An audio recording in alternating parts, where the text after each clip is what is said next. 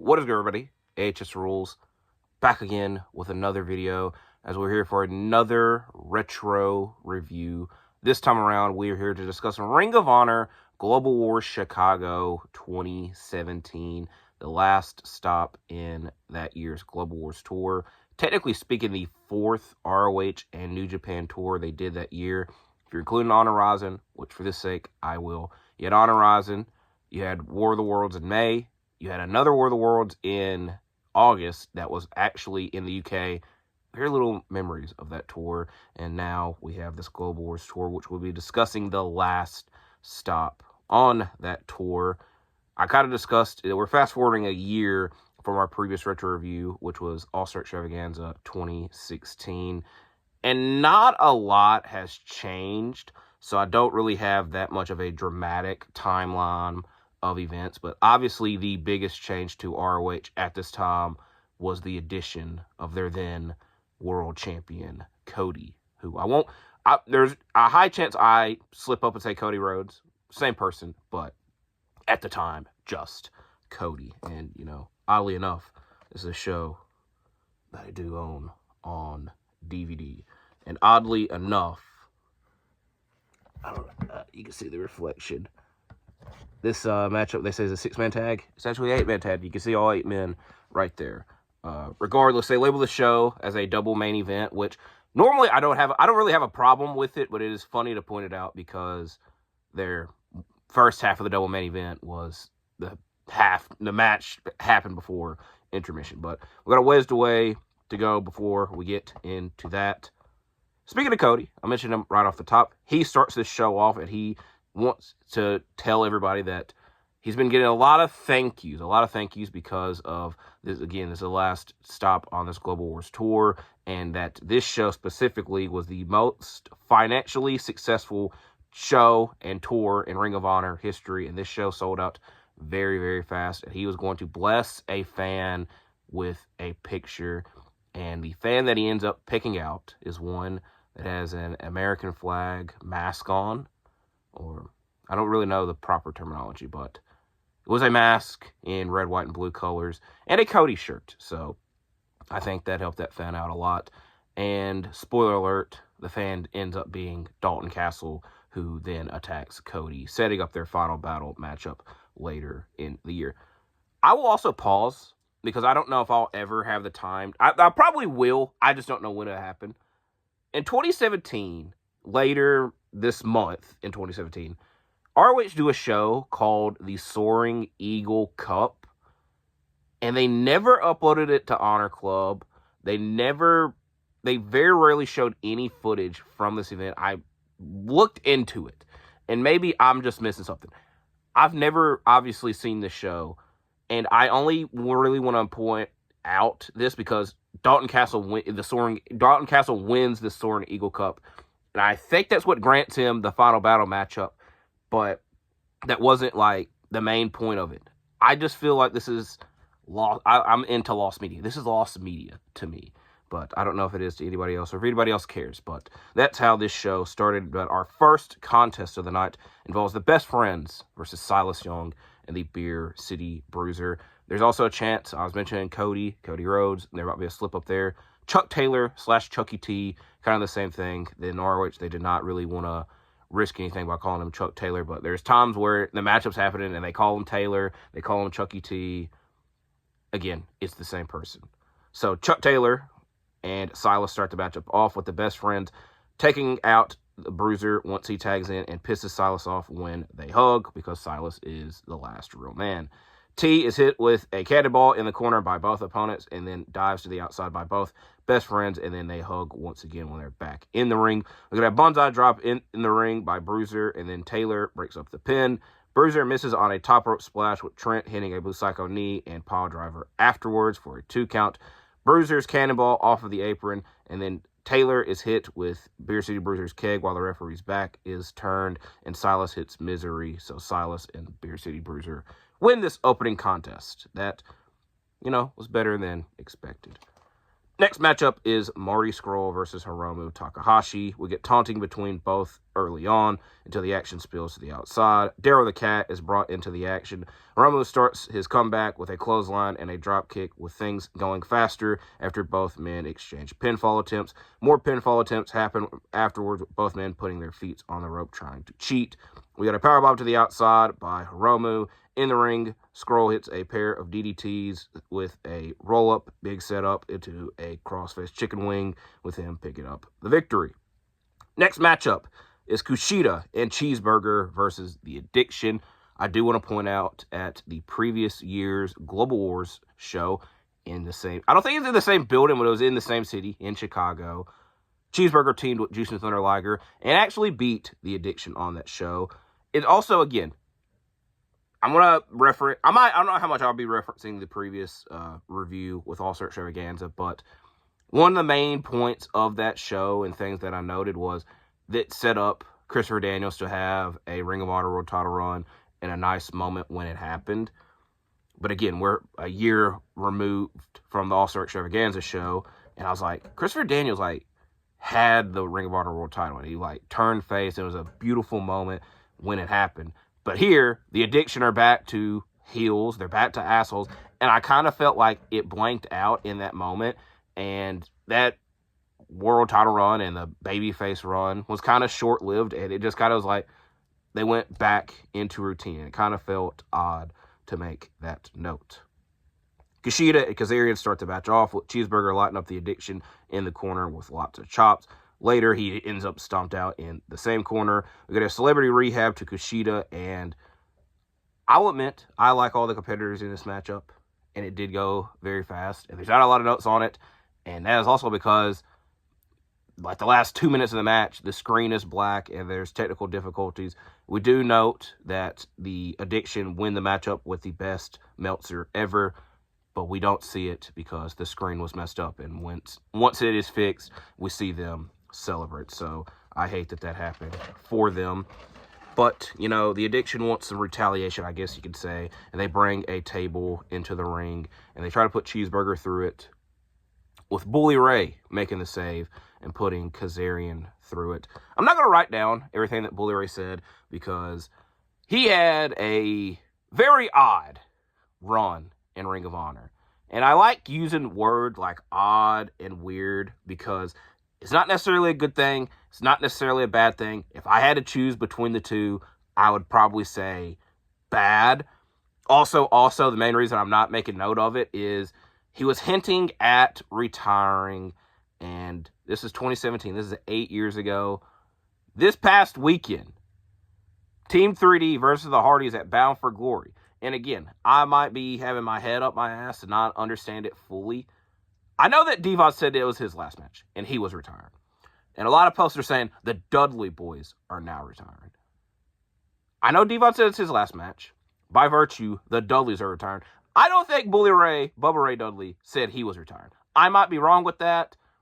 Who the hell knows? But again, this is 8 years ago. He didn't retire from this point. And the other half of that I'll discuss in a matter of moments, because it plays into something that happens a little bit later. Next matchup is the first half of the double main event that happens right before intermission. Not going to complain, because this is a loaded 8-man tag team matchup. Search and Destroy, consisting of the Motor City Machine Guns, Jay White and Jonathan Gresham, versus the Bullet Club, represented by the Young Bucks, Hangman Adam Page, and Cody. I was thinking, who has changed the most during this show? From 8 years, who has changed the most? Because a lot of these people feel the same. I'm not going to say they necessarily dress the same, but some do. And I thought the answer to that was Will Ospreay. And then I came to the realization, no, it's got to be Jay White. Because he is not Switchblade Jay White yet. That is going to happen like in a matter of weeks, because it's right before Wrestle Kingdom 2018. So this is pre-Switchblade Jay White, as the Bullet Club members are the then Ring of Honor World and 6-man Tag Team Champions. And before the matchup happens, a F the Revival champ takes place, which foreshadowing, I guess you could say, to later years. Cody and Gresham start the matchup off, but Cody wants him to kiss the ring, that he does not end up doing. All 8 men getting involved in and out of the ring, including a Hangman moonsault to the outside and a Matt Jackson stage dive. We get a triple drop kick to Hangman in the ring. Later, he lands a shooting star off of the apron and a buckshot lariat in the ring for a 2 count. We get a slice of bread by Alex Shelley to the outside as Motor City attempt a Doomsday Device in the ring, but Matt Jackson lands on his feet and delivers a super kick afterwards. As for all 4 members of the Bullet Club, I apply a sharpshooter afterwards in the center of the ring. Motor City attempt another Doomsday Device, but this one is caught with a super kick.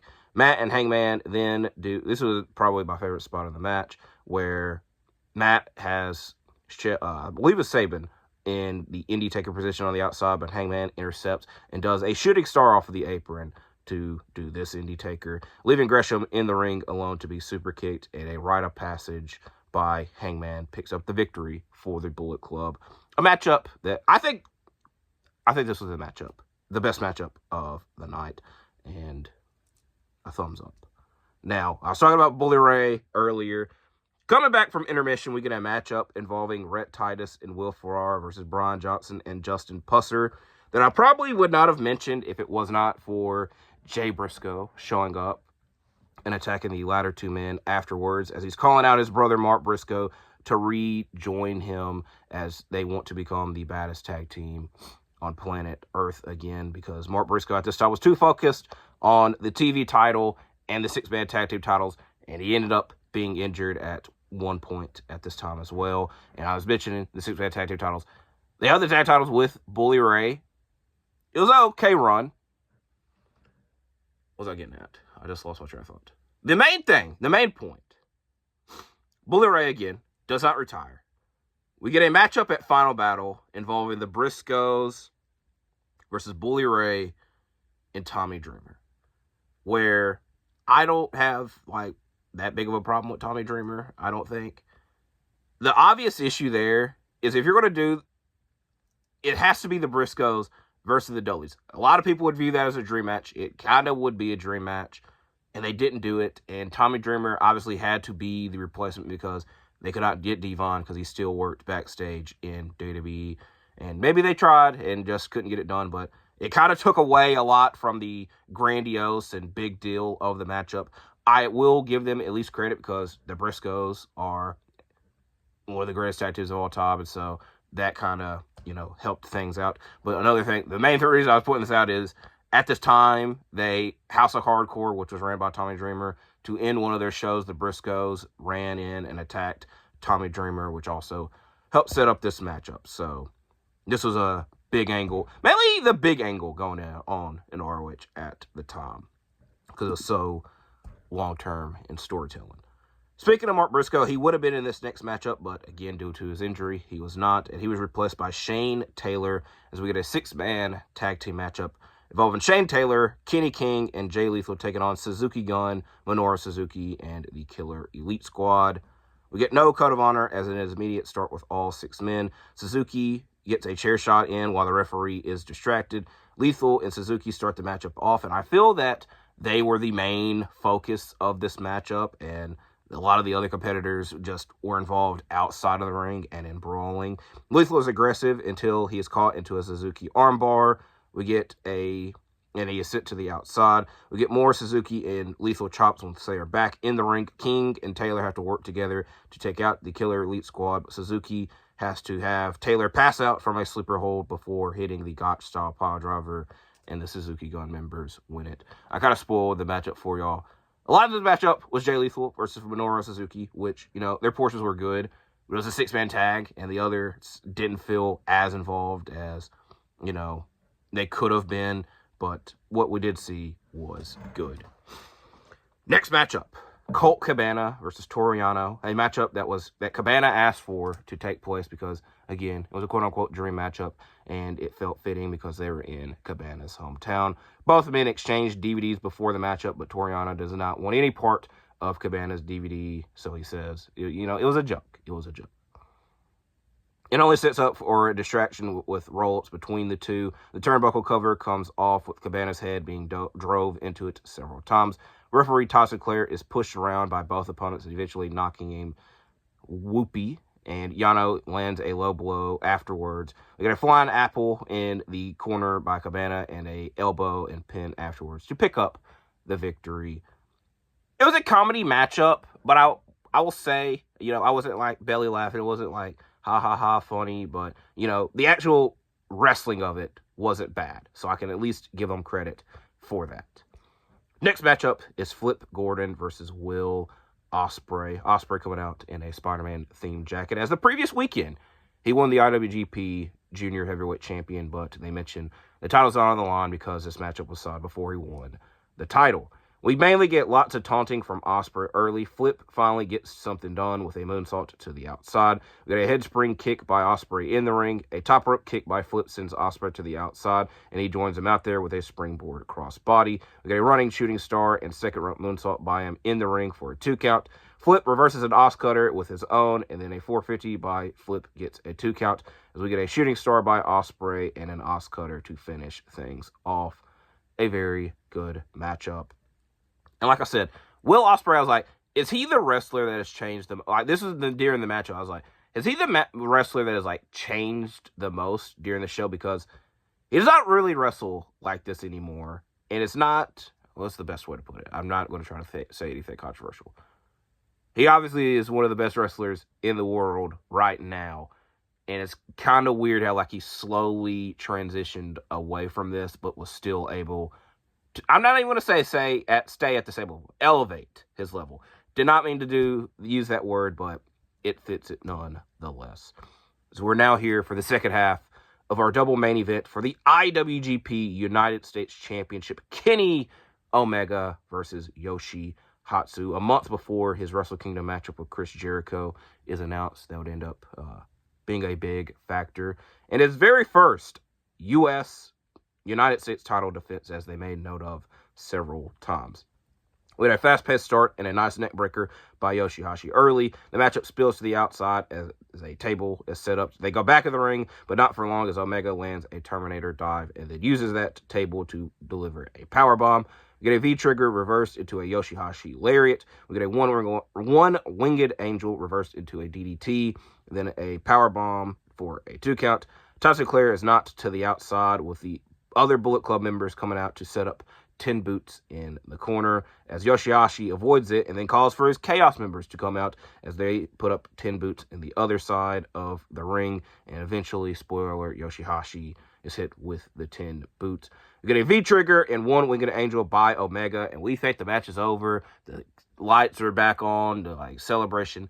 The matchup is not over as Toriano pulled the referee out as more Bullet Club and Chaos action spills to the outside. As we need one more V-trigger and one winged angel to end all of this and end this show with a Kenny Omega matchup. Again, Kenny didn't compete all the time on ROH shows around this time period, but when he did, is obviously a big deal, and fans came out to see him, and he was very much the favorite in this matchup, and it was a nice way to wrap up this show.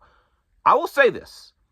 I did not fact check it, and again, this might be a case of me speaking out of my ass, because once that 3 hit, they show Kenny Omega, they end the show. I think this is the same show that Jimmy Jacobs appears, because around this time period, the Bullet Club went to Raw, or they did not really go to Raw. They were outside of a WWE event, presumably Monday Night Raw, and were trying to had a fan rally, and Jimmy Jacobs came out to talk to them and took the selfie, which maybe played into Cody doing that earlier in the show. And then, because I remember specifically, Jimmy Jacobs came to an ROH show and did the selfie, and everybody's like, oh, look what happened, look what happened. A, that happened in modern times. Jesus, the discussion points of that would never end. B, I thought this was on the pay-per-view, on the show. If it was not on the Honor Club version, and I did not fact check it. So maybe someone will correct me if I haven't already corrected myself. So I wanted to get this review done. It was a lot of fun watching the show. It was a lot of fun talking about this show. I'm trying to do... Look, I'll say this, because I got a little bit of time. I'm not going to go fully in depth with it. I see on Twitter occasionally people talking about older era of ROH and just retro wrestling in general. And I always pointed out when I'm doing these retro reviews, what I consider retro is things that happened prior to me making videos, because it gives me a chance to go back and talk about things at that time. With that being said, we have almost hundreds of years of wrestling to discuss, and the oldest show that I've reviewed thus far is WrestleMania 3. I didn't really enjoy watching most of that show. But point being, a lot of these shows are not necessarily retro. A lot of these shows are not even like 10 years old yet, you know. But it gives me a chance to discuss older things. That being said, it does bother me a little bit that like I have not like genuinely watched a retro, like really old ROH. Like I said, on Twitter, it was a specific tweet talking about like a Young Bucks match from around this time period, and like, look at how like the Young Bucks moved in old ROH, and like the response was, "This is old ROH. This is what you consider old ROH." And I understand it. Again, it's a bit difficult to do it because on Honor Club, they don't have the best selection of the older ROH shows. They don't have the best quality of the older ROH shows, and they don't even have like the full ROH shows. So I don't want to half-ass something, but I will say at some point I will dive into talking about that era of ROH because it is essential, and to some, that is the best stuff from ROH. But I felt this is somewhat of a relevant show to talk about because it's happened at the same week that this is being uploaded. It kind of could be a tie-in to Wrestle Dream and in the AEW world, because Wrestle Dream was essentially supposed to be like another New Japan crossover show, but they've kind of not talked about that or used that anymore, so I digress. Overall, I did enjoy watching the show, and I enjoyed making this video, and sorry/thank you to listening to this latter portion of the video. Next retro review, I think I know what I'm discussing, but as the week goes on, I kind of always change. This spoiler, I was supposed to be reviewing Glory by Honor 2016, and then I was like, you know what, I'd rather watch this. So sorry to those that might want to watch that. It is what it is. So I do appreciate y'all watching this. Like, comment, subscribe, and I'll see you when I see you, because I'm out for now. Goodbye.